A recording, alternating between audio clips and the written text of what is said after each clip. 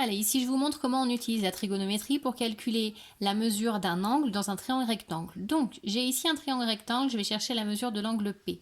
Je vois un triangle rectangle, je pense tout de suite au théorème de Pythagore, mais comme on me demande une mesure d'un angle, je vais du coup me rabattre plutôt sur la trigonométrie.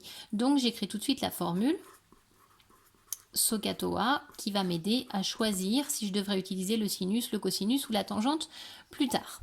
Au niveau de la rédaction, j'écris que j'ai un triangle rectangle, je précise où se situe l'angle droit pour me permettre, pour bien montrer que j'ai le droit d'utiliser de la trigonométrie. À partir de là, je vais choisir un des angles, donc je vais choisir l'angle P.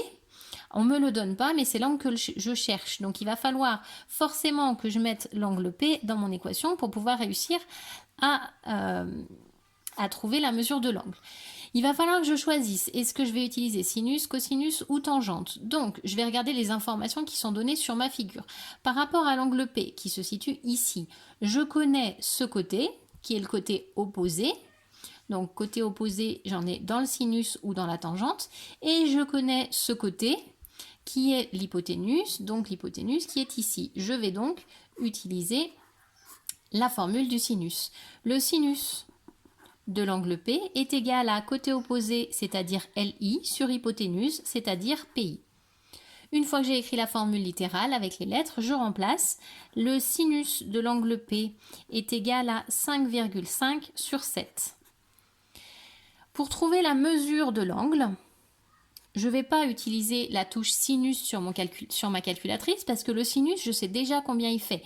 Le sinus, il fait 5,5 sur 7. Alors, ce n'est pas très précis, on n'a pas une valeur précise, mais on sait déjà à combien est-ce que c'est égal. Donc, on ne va pas utiliser le sinus, on va utiliser l'arc sinus. On va utiliser l'inverse.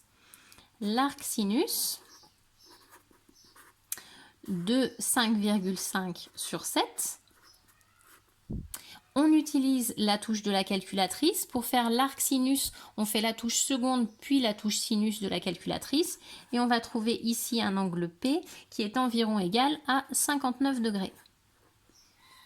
Voilà, si vous avez compris, vous pouvez arrêter. Sinon, je vous réexplique pourquoi on passe par l'arc sinus. Ici, le sinus est égal à 5,5 sur 7. Ça veut dire que le sinus, c'est une fonction en fait.